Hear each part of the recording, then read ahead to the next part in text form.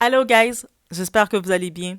Actuellement, il y a quelqu'un qui m'a partagé ce petit vidéo et puis surtout m'a dit, va voir les commentaires, tu vas tellement, girl, être choquée. J'étais comme, ok, et bien entendu, curieuse que je suis allée voir en effet. En tant que tel, je vois que c'est une story time. Donc, quelqu'un, vous savez, sur les réseaux, chaque personne raconte leur story time des événements qui les sont arrivés. Et j'étais comme, oh, c'est triste pour elle, sois forte et tout. Et là, en effet, je regarde les commentaires. J'ai pris la capture d'écran de certains commentaires. Et en effet, j'étais choquée. 2024, guys. J'étais choquée. Donc, son père d'instant, Doa qui est choquée. Et on va regarder ensemble pourquoi. Vous êtes bien chez la Doa? On s'installe. Et on regarde ensemble. Qu'est-ce qui m'a choquée, encore une fois?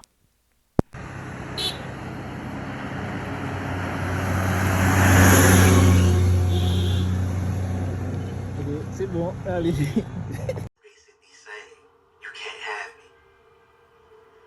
me. Donc, pour commencer, j'ai mis... qu'est-ce qu'on constate? Je vais faire un petit résumé. Cette femme, je vais vous laisser ensuite, c'est en anglais, mais c'est correct ici. Donc, cette femme du nom de Bianca, je ne sais pas trop d'où, qui fait son témoignage, qui raconte son témoignage suite qu'elle a fait confiance à un homme, une personnalité connue. J'ai rapidement pu regarder, repérer c'était qui cette personnalité connue. Sûrement, c'est un grand influenceur, j'ai bien compris, des réseaux sociaux. J'avais jamais entendu parler de lui, pour être honnête. Mais lui, c'est un grand influenceur, donc on peut imaginer qu'il a une grosse communauté, des gens qui le suivent, des stans, des gens qui l'aiment, et tout, et tout, et tout. Donc, elle a rencontré ce type-là, je sais pas dans les circonstances, il n'y a pas de problème dans ça. Donc, et suite à cet événement, ça a été une rencontre du cauchemar. Ça a été, j'ai rencontré le diable. Ça aurait pu être ça son titre si on regarde les story time, parce que c'est ça qu'elle nous raconte. Donc, elle a fait la rencontre avec lui. Le type a forcé une relation. Donc, peu importe dans la position qu'ils se sont retrouvés, qu'elle était chez lui ou dans l'auto ou qu'elle a suivi, dites-vous que dernière minute ou pas, une femme a le droit de dire non ou un homme a le droit de dire non. Et si le non n'est pas respecté, si on sait qu'est-ce que c'est. Donc, suite à ça, déjà, on voit déjà, donc, elle n'était pas consentante pour avoir la relation qui lui a été imposée. Deuxième chose, la personne qui est le grand influenceur des temps, lui a l'a infecté en tant que tel. Pas lui l'a infecté, l'a bien, bel et bien infecté.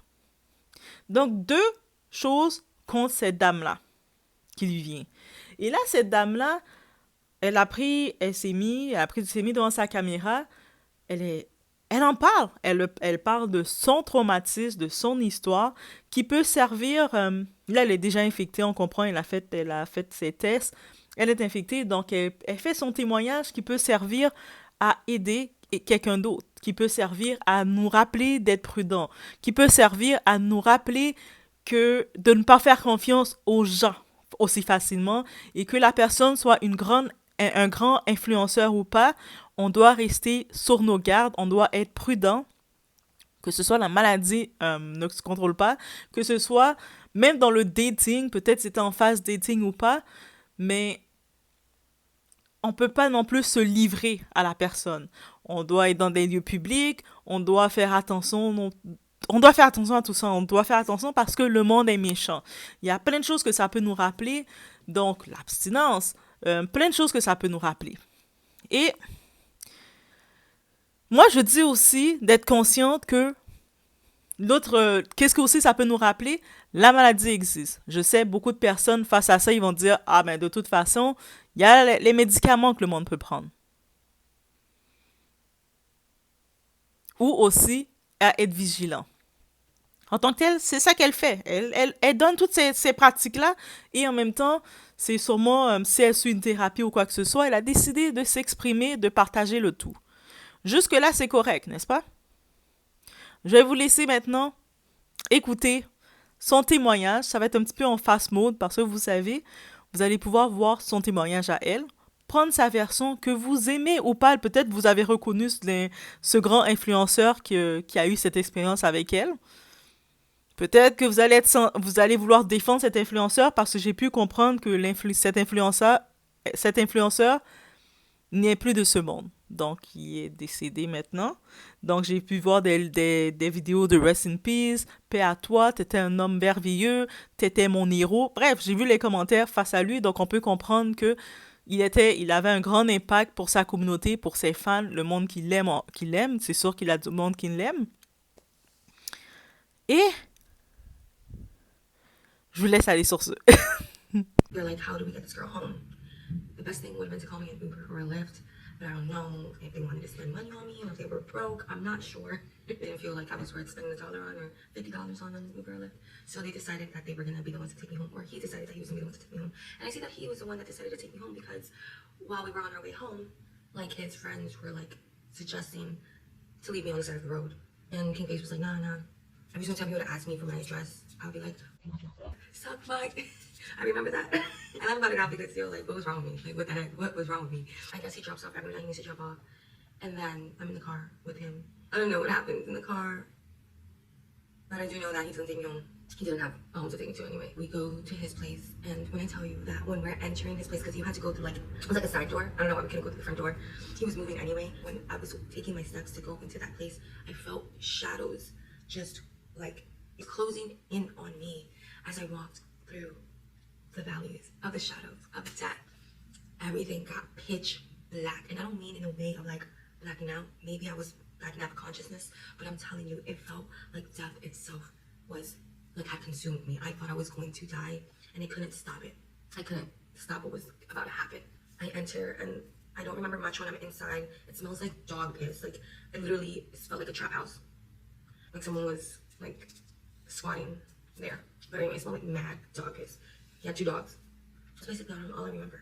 Like going past like I guess the living room and then into the room, and I don't remember anything else after that. And I thought I was dead. But I wake up the next morning. My mind starts trying to put the pieces together. Like, am I dead? Am I okay? Because I felt off. I had a black eye. Like my head hurt, my body hurt. And then I start like fluttering, my eyes opened. And I don't recognize the room that I'm in. It's like red walls. I might as well have been in hell. I can't open my eyes, so I only was able to open one eye. I don't remember which one it was. And then that's when I start to cry because I start to kind of remember what happened the night before, even like what happened with my date. Like there was just so much like things to unpack, and I was so embarrassed. I was so scared because I didn't recognize where I was. And I'm like, who am I with? I was just holding myself like this as I wept silently. And I guess not that silently because Angel hears me. He comes behind me and he hugs me. He hugs me, he gives me a big embrace, and he's like, it's okay. I turn around, and I see his face. For like a split second, I'm relieved, because I'm like, all right, he's kind of cute. I just go into his arms, and I just start weeping. And he's like, you could have died. He's like, you really could have died. Things could have ended up so much worse for you. He says, like, imagine if I wasn't there. Something worse could have happened to you. Thank goodness I was there. Manipulation started from the first second I gained consciousness. Once I grabbed my bearings a little bit, I realized that I didn't have any clothes on. And I'm like, did we have sex? And then his face just goes blank, like he's all ghost. And he was like, no, we didn't have sex. And then I'm just like, okay, like you don't have to lie to me. Like, fine, I realized that we had sex. I'm not wearing any clothes and neither are you. Did you use protection with me? I need to know if you used protection because I just got tested yesterday. And then he's like, well, of course we use protection. And I should have known then that he was a liar because like he first said that we hadn't had sex and then he said that we did and with a condom. I should have known. He was moving that day and he decided for me to like spend the day with him. Like I could have gone home, I guess. I was scared to go home too, like just to see my parents, well, to see my mom, and then to have to explain to her what happened to me. Not something that I was like super excited to do right away. And to see my grandmother as well because I knew she was gonna have 1,000 questions. He tells me that he'll drop me off at home like a little bit later for me to just run a few errands with him and then he'll drop me off. The few errands was literally the entire day. I spent the entire day with him. It was really weird because he goes inside the store and he grabs an ice cup and he's like, yo, you gotta put this on your face, like it looks really, really bad. Then he picks up his best friend, I forget his name, like Yayo something.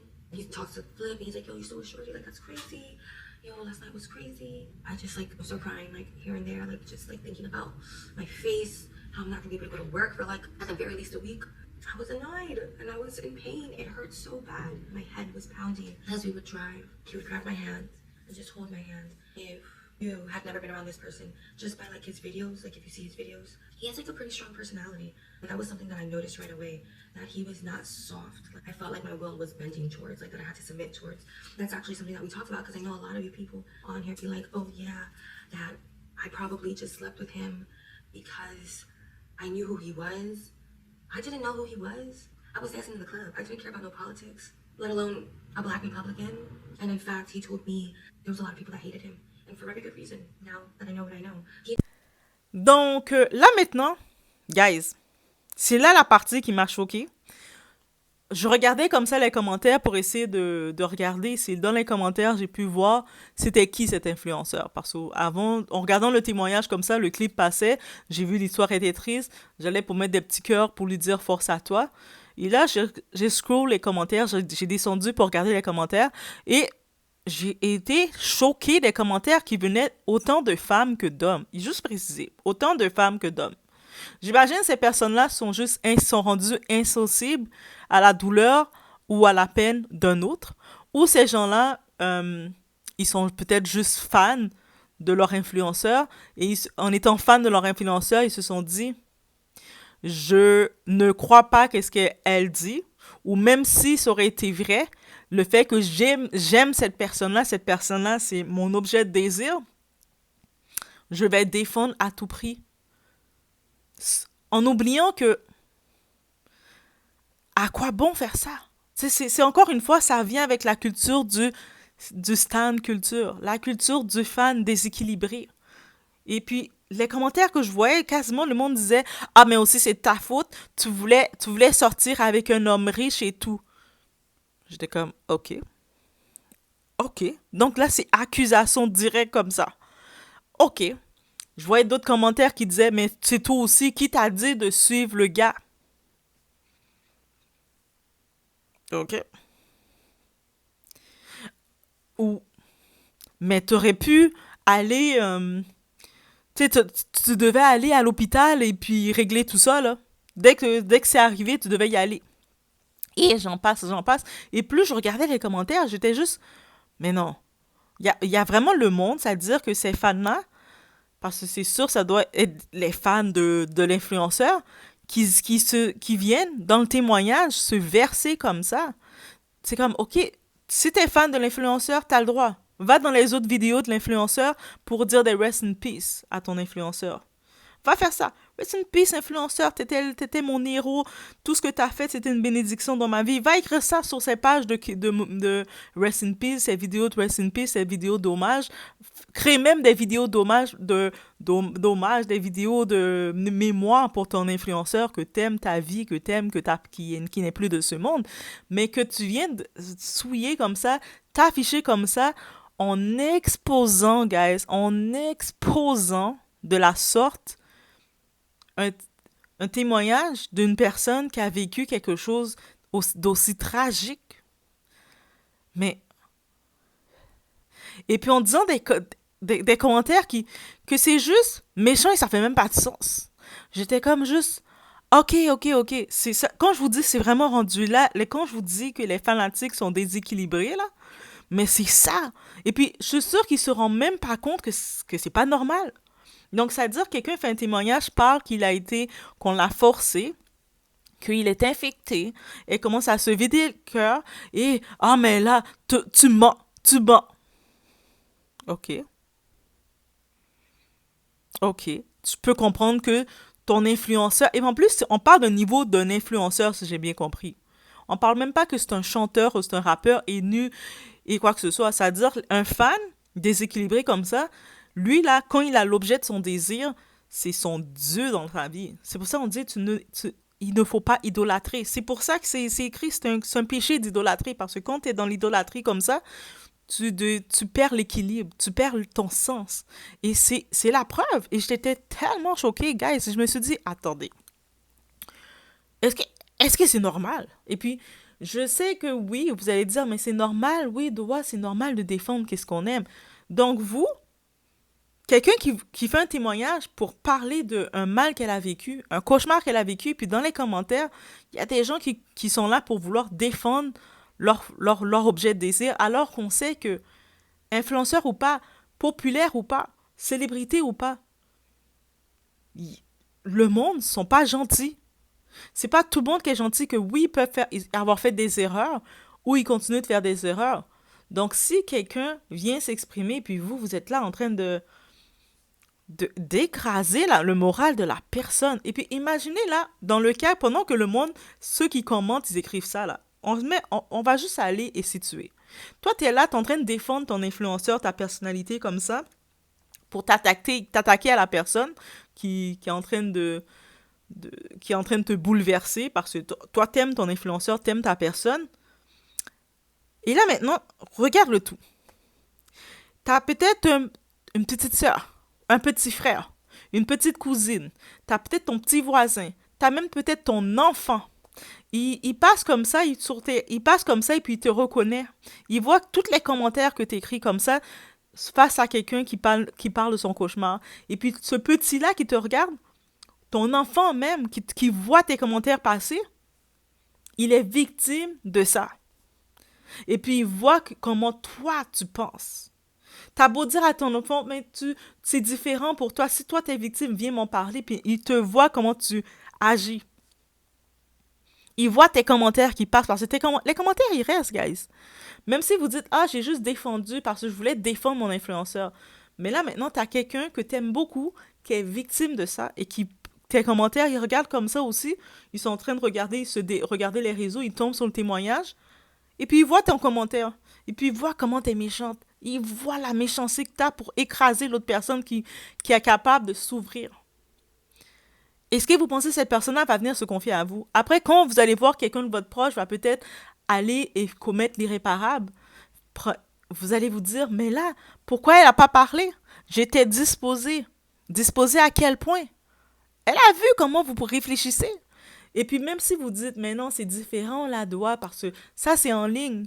On a le droit d'écrire, d'être méchant, d'être méchant comme ça sur quelqu'un qui parle, qui fait son témoignage. Surtout si cette personne fait du mal à notre influenceur, à notre célébrité, à l'objet de notre idolâtrie. Hey, guys, on peut faire mieux. We have to do better. On doit faire mieux, guys. On doit réellement faire mieux. Donc, sans connaître cette Bianca, est-ce que je vais aller rechercher pour dire si c'est véridique ou pas qu'est-ce qu'elle a dit? Oui, son témoignage, c'est touchant. Oui, on peut comprendre, voir le sens que suite aux décisions qui ont été prises, elle s'ouvre pour en parler, pour sensibiliser. Quelque chose lui est arrivé. Elle a des conséquences qu'elle va vivre avec ça toute sa vie. Donc, elle décide de sensibiliser peut-être d'autres personnes qui peut-être auraient eu ce mode de vie, qui auraient peut-être fait les mêmes erreurs qu'elle. Si c'est des erreurs qu'elle a faites ou si elle a fait confiance rapidement à quelqu'un, elle s'est laissée peut-être aller en disant « Ah, mais cette personne est connue » ou « Cette personne, c'est une belle personne, elle présente bien » ou « Cette personne, c'est ci, c'est ça ». Elle est en train d'aviser les gens de faire attention, de ne pas se baser sur la vanité pour rencontrer quelqu'un. Les gens peuvent avoir la plus grosse plateforme. « Ah, mais cette personne-là, elle ne va jamais aller faire ça. Elle a tant de gens qui lui courent après. » Il ne faut pas se baser sur ces détails-là. Donc, c'est tout. C'est juste ça que je devais vous dire. Et encore une fois, c'est la preuve de dire le danger d'être un stan. Le danger d'être un fanatique déséquilibré. Moi, je dis déséquilibré. C'est parce que c'est pas possible autrement. Oui, vous pouvez aimer quelque chose, mais j'étais choquée, guys. Non, j'étais choquée. Honnêtement, j'étais choquée. Après, vous vous étonnez que le monde, ils vivent des séquelles. Ils peuvent prendre des années avant d'en parler.